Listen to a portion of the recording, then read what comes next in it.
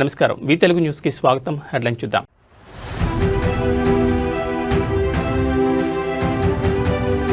రేపు మేడారంలో తెలంగాణ కేబినెట్ భేటీ.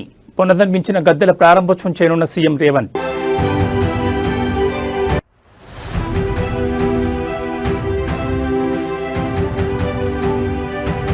Liquor scam కేసులో బిగ్ అప్డేట్. విజయసాయిరెడ్డికి ఈడీ నోటీసులు.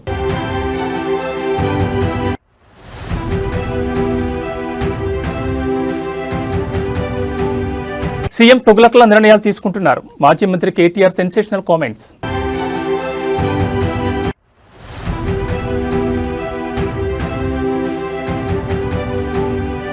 తెలుగు రాష్ట్రాల మధ్య జలజగడం. పరిష్కారానికి కేంద్రం కమిటీ ఏర్పాటు.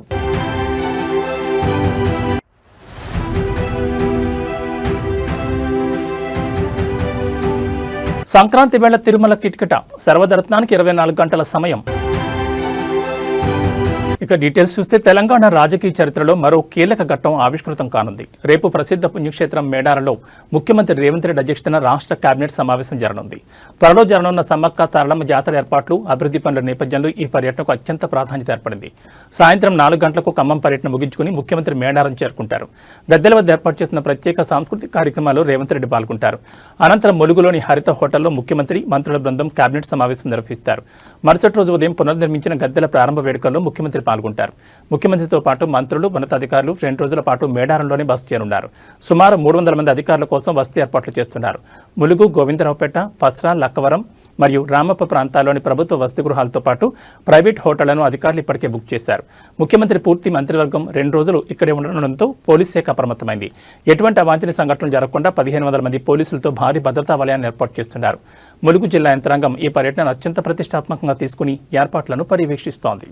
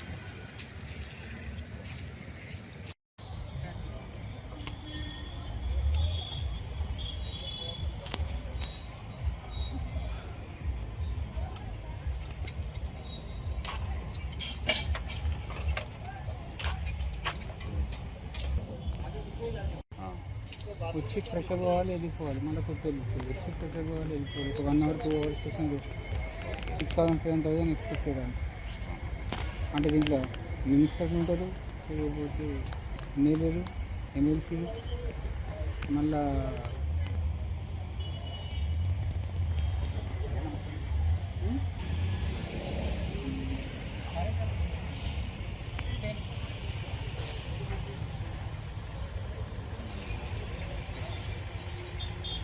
ఆంధ్రప్రదేశ్లో వైకాపా ప్రభుత్వ హయాంలో చోటు చేసుకున్న లిక్కర్ స్కామ్ కేసులో కీలక పరిణామం చోటు చేసుకుంది. ఈ కేసులో వైసీపీ మాజీ రాజ్యసభ సభ్యుడు విజయసాయిరెడ్డికి ఎన్ఫోర్స్మెంట్ డైరెక్టరేట్ నోటీసులు జారీ చేసింది.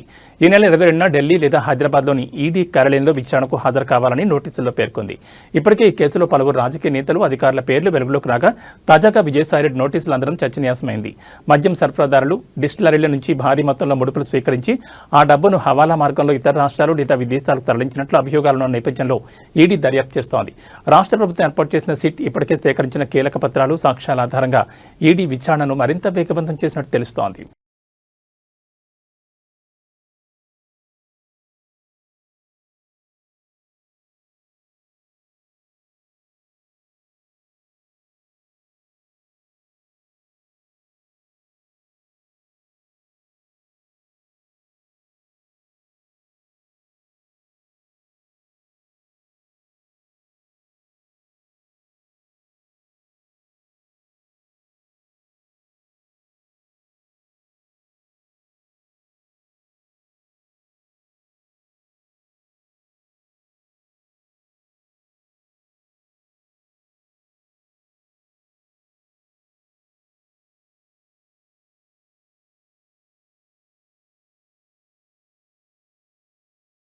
సీఎం రేవంత్ రెడ్డి అనాలోచితంగా తుగ్లక్కల నిర్ణయాలు తీసుకుంటున్నారని బీఆర్ఎస్ వర్కింగ్ ప్రెసిడెంట్ మాజీ మంత్రి కేటీఆర్ సంచలన వ్యాఖ్యలు చేశారు. ఇవాళ ఆయన సికింద్రాబాద్ కార్పొరేషన్ సాధన కోసం చేపట్టిన శాంతి ర్యాలీలో పాల్గొన్నారు. ఈ సందర్భంగా ఆయన తెలంగాణ భవన్ వద్ద మీడియాతో మాట్లాడుతూ నాటి బీఆర్ఎస్ ప్రభుత్వం వాహనాల నెంబర్ ప్లేట్లపై టీఎస్గా నామకరణం చేస్తే అధికారంలోకి వచ్చిన కాంగ్రెస్ టీజీగా మార్చిందన్నారు. దాంతో ఎవరి జీవితాలు మారాయో ఎవరికి ఆనందం కలిగిందో తెలియదని అన్నారు. తీసుకుంటున్న నిర్ణయాలు చారిత్రక నగరం సికింద్రాబాద్ అస్తిత్వాన్ని దెబ్బతీసేలా ఉన్నాయని, ఆయన పాలన పిచ్చోడి చేతిలో రాయిలా మారిందని తీవ్రస్థాయిలో ధ్వజమెత్తారు. సికింద్రాబాద్ ప్రజల ఆకాంక్షలకు మద్దతుగా నిర్వహించి తలపెట్టిన శాంతి ర్యాలీని ప్రభుత్వం అప్రజాస్వామికంగా అడ్డుకోవడాన్ని ఆయన తీవ్రంగా ఖండించారు. చారిత్రక జంట నగరాలైన హైదరాబాద్, సికింద్రాబాద్ ప్రపంచవ్యాప్తంగా గుర్తింపు పొందాయని, కానీ ప్రస్తుతం ప్రభుత్వం తీసుకుంటున్న నిర్ణయాల వల్ల సికింద్రాబాద్ తన ఉనికిని కోల్పోయే ప్రమాదం ఉందని కేటీఆర్ ఆందోళన వ్యక్తం చేశారు. ఇంకొక మాట కూడా ముఖ్యమంత్రి గారికి నేను చెప్పేది, మీరు మీ కాంగ్రెస్ పార్టీ శాశ్వతంగా మరి ద్రోహులుగా చరిత్రలో మిగిలిపోతారు.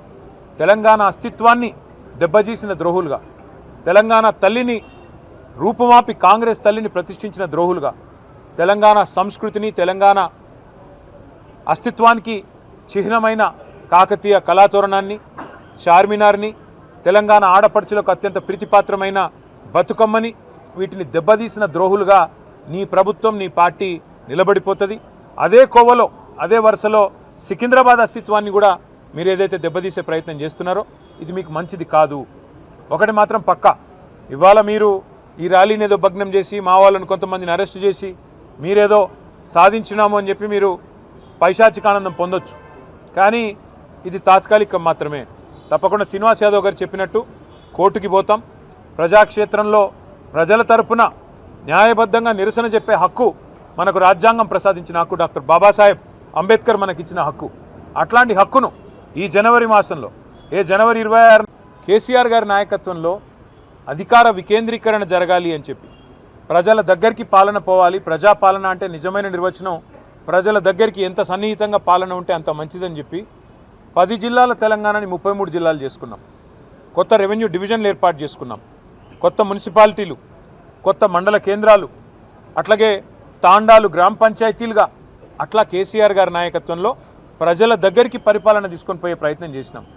హైదరాబాద్ మహానగరంలో కూడా గతంలో 24 సర్కిళ్ళు ఉంటే గ్రేటర్ హైదరాబాద్ మున్సిపల్ కార్పొరేషన్లో 30 సర్కిళ్లకు పెంచుకున్నాం.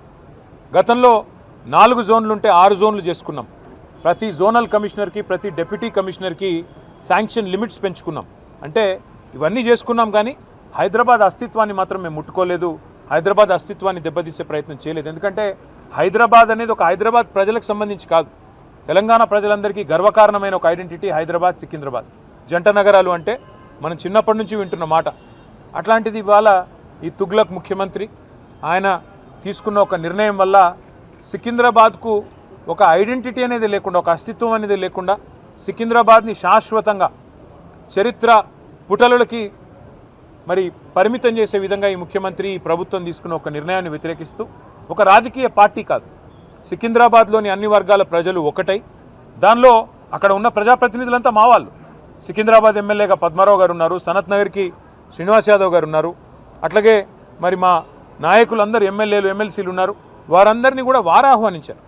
సికింద్రాబాద్కు సంబంధించిన పుర ప్రముఖులు, సికింద్రాబాద్కు సంబంధించిన మరి సికింద్రాబాద్ ప్రేమికులు వారు ఆహ్వానించి సికింద్రాబాద్ అస్తిత్వాన్ని మరి ఇక్కడ పుట్టిన బిడ్డలుగా మరి మీరు కదా కాపాడాలి, ఈ ప్రభుత్వం తుగ్లక్ పనులు చేస్తుంటే మీరేం చెయ్యరా అని వారు మీటింగులు పెట్టి పిలిస్తే మేము మా పార్టీగా పోయి చెప్పినాము. ఏం చెప్పాము? ఈ జంట నగరాలు జోడెద్దులు, ఈ జంట నగరాలకు స్పెషల్ ఐడెంటిటీ ఉన్నది. లష్కర్ అంటారు, పట్నం అంటారు. ఇట్లాంటి అస్తిత్వాన్ని దెబ్బతీయకండి, అనవసరంగా తుగ్లక్ పనులు చేయకండి. మీకు అధికారం ఇచ్చింది 6 గ్యారంటీలు అమలు చేయమని. సికింద్రాబాద్ మున్సిపల్ కార్పొరేషన్ సాధన కోసం బీఆర్ఎస్ ర్యాలీకి పిలుపునిచ్చిన విషయం తెలిసిందే. అయితే ర్యాలీకి పర్మిషన్ లేదంటూ పలువురు నిరసనకారులను పోలీసులు అడ్డుకుని అరెస్ట్ చేశారు. ఈ క్రమంలోని బీఆర్ఎస్ నేత, మాజీ మంత్రి, ఎమ్మెల్యే తలసాని శ్రీనివాస్ యాదవ్ స్పందించారు. హైదరాబాద్లోని తెలంగాణ భవన్ వద్ద తలసాని మీడియాతో మాట్లాడుతూ సికింద్రాబాద్ అస్తిత్వం కోసం ర్యాలీ చేయడానికి మాకు హక్కు లేదని ప్రశ్నించారు.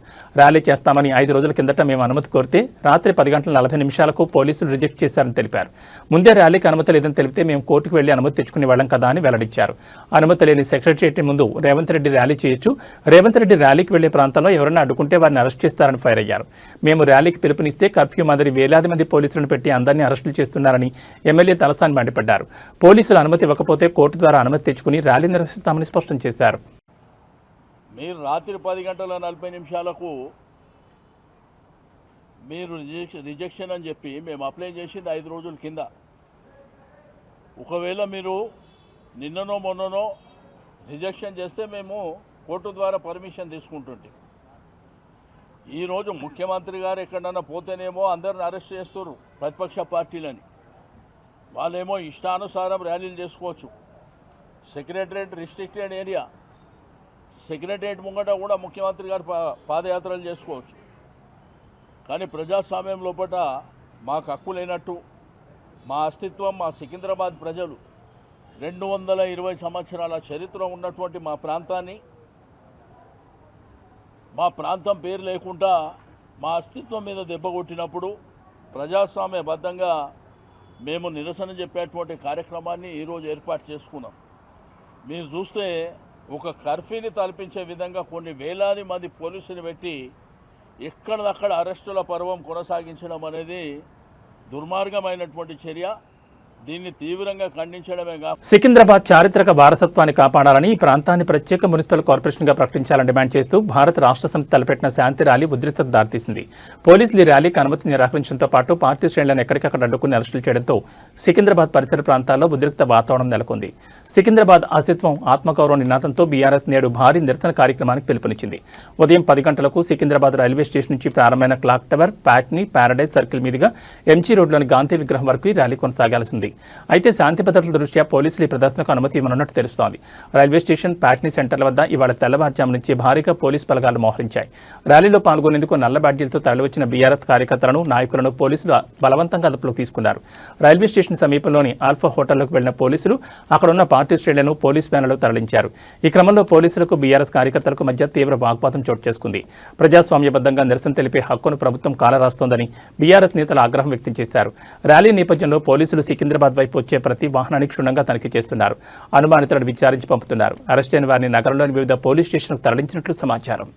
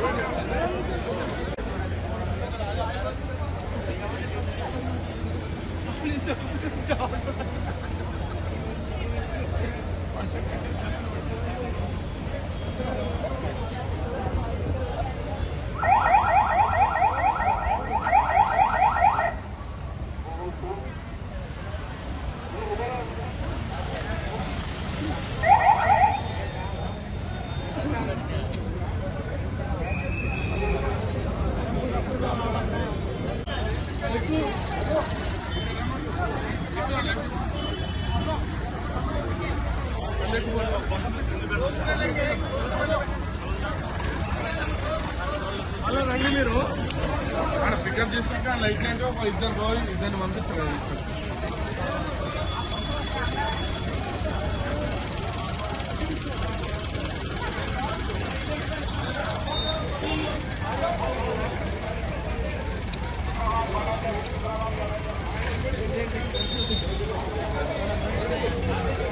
సంక్రాంతి పండుగ ముగిసిన నేపథ్యంలో ఆంధ్రప్రదేశ్ నుంచి హైదరాబాద్ తిరిగి వస్తున్న ప్రయాణికులకు పోలీసులు కీలక సూచనలు చేశారు. 65 జాతీయ రహదారి NH-65పై విస్తరణ పనులు, ఫ్లైఓవర్ల నిర్మాణాలు కొనసాగుతున్న నేపథ్యంలో ట్రాఫిక్ రద్దీ నివారించేందుకు నల్గొండ జిల్లా పోలీసులు పలుచోట్ల వాహనాల దారి మళ్లింపు చేపట్టారు. ముఖ్యంగా చిట్యాల, పెదకాపర్తి, కొర్లపహాడ్, పంతంగి టోల్ ప్లాజాల వద్ద భారీగా వాహనాలు నిలిచిపోయే అవకాశం ఉందని పోలీసులు అంచనా వేస్తున్నారు. ముఖ్యంగా చిట్యాల, పెదకాపర్తి సమీపంలో రహదారి పనులు జరుగుతుండటంతో అక్కడ వాహనదారులు ఇబ్బంది పడకుండా ఉండేందుకు ముందస్తు ఆంక్షలు విధించారు. ట్రాఫిక్ పరిస్థితిని ఎప్పటికప్పుడు గమనించేందుకు పోలీసులు డ్రోన్ కెమెరాలు, CCTVలను ఉపయోగిస్తున్నారు. ప్రయాణికులు ఎటువంటి ఇబ్బందులు పడకుండా ఉండేందుకు హైవేపై అదనపు పోలీసు బలగాలను మోహరించినట్లు జిల్లా ఎస్పీ తెలిపారు. వాహనదారులు పోలీసుల సూచనలు పాటించి సహకరించాలని విజ్ఞప్తి చేశారు.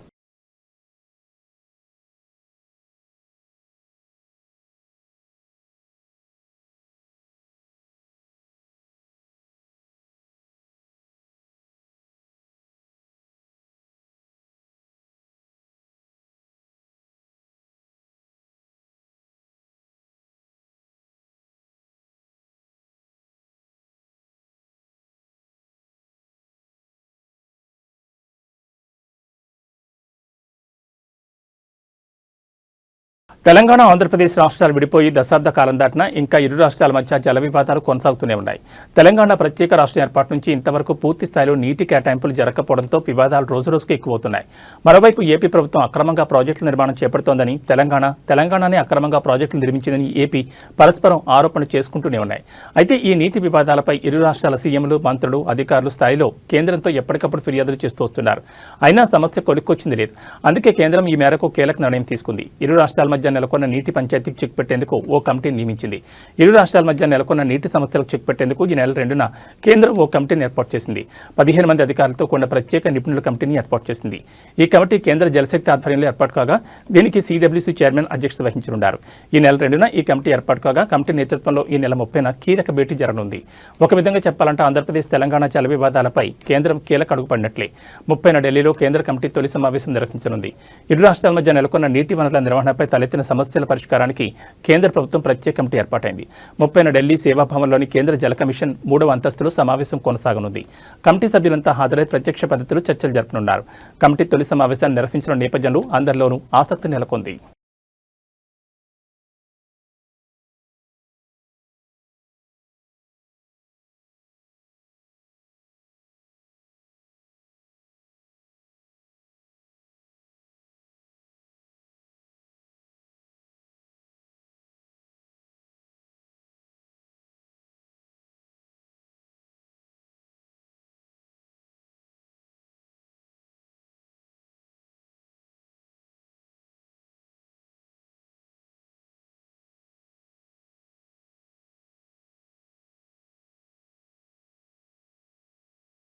సంక్రాంతి పండుగ ముగియడంతో ఏపీలో తిరుగు ప్రయాణాల సందడి మొదలైంది. ఊళ్లకు వెళ్లిన వారంతా తిరిగి హైదరాబాద్ బాట పట్టడంతో ఏపీలో ప్రధాన నగరాలు, పట్టణాల్లో రద్దీ విపరీతంగా పెరిగింది.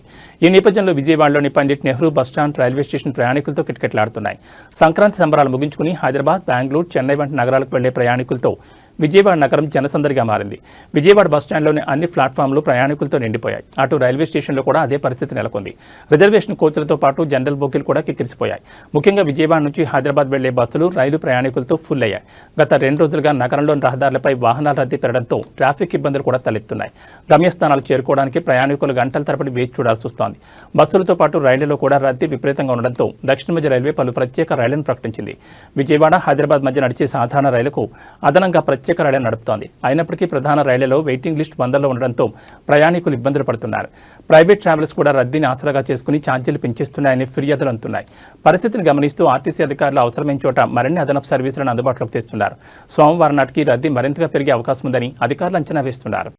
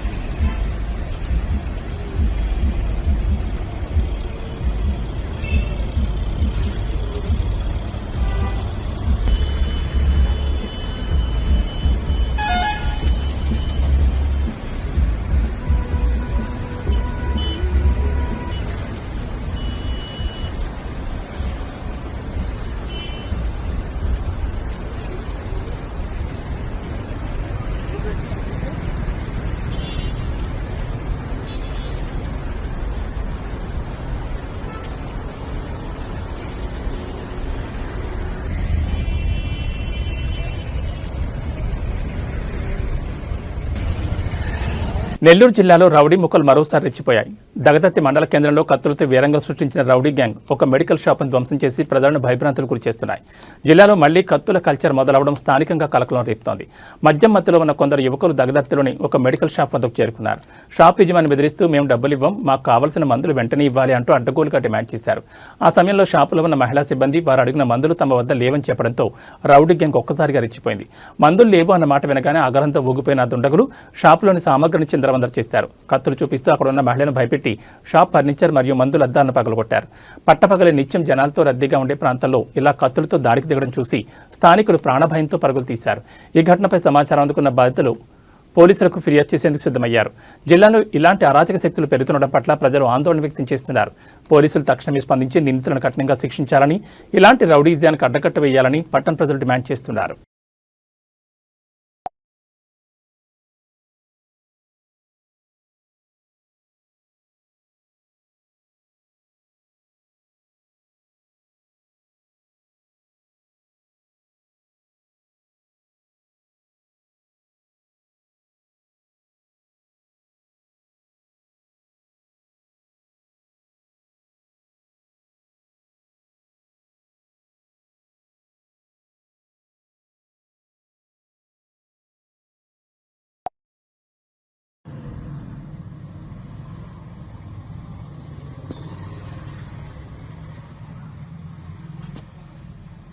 ములుగు జిల్లా తాడ్వాయి మండలంలోని మేడారం మహాజాతరను తలపించింది. వనదేవతలకు ముందస్తు మొక్కులు చెల్లించేందుకు శుక్రవారం లక్షలాదిగా భక్తులు తరలిరాగా పరిసరాలకు ఎక్కిరిసిపోయాయి.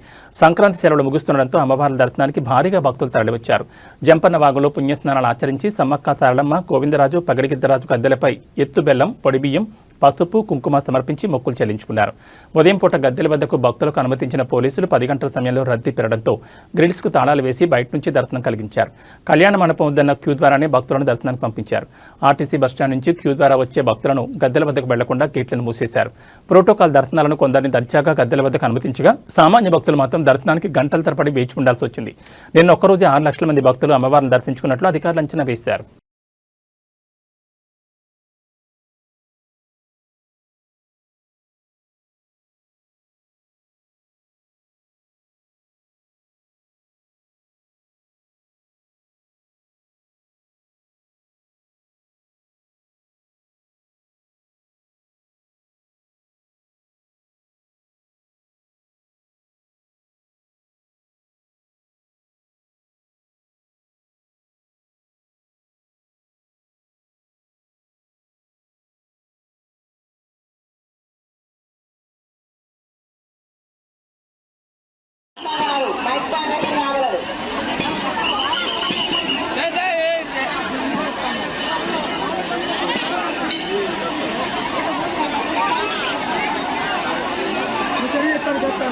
టీమిండియా మాజీ captain star batter Virat Kohli కీలక మ్యాచ్కు ముందు దైవ దర్శనం చేసుకున్నాడు. మధ్యప్రదేశ్లోని ఉజ్జయినిలో ఉన్న ప్రఖ్యాత మహాకాళేశ్వర ఆలయాన్ని శనివారం ఉదయం సందర్శించారు.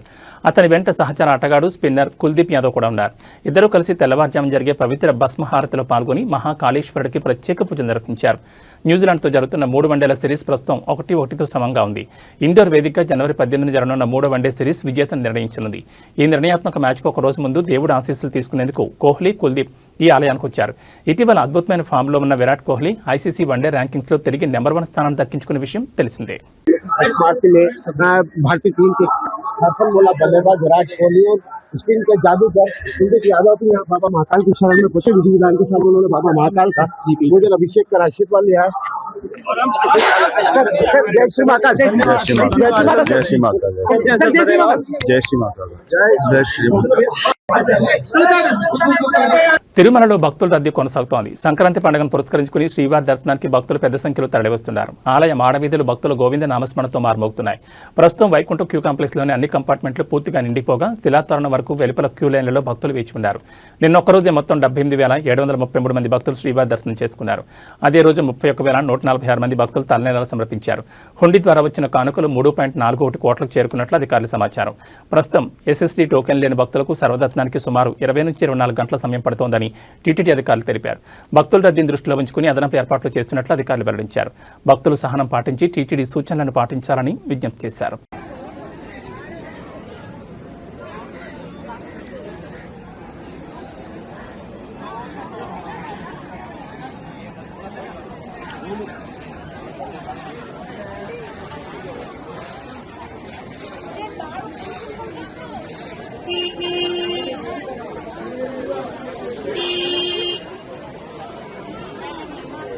ఇవి బులెటిన్ విశేషాలు. మరో బులెటిన్లో మళ్ళీ కలుసుకుందాం. నమస్కారం.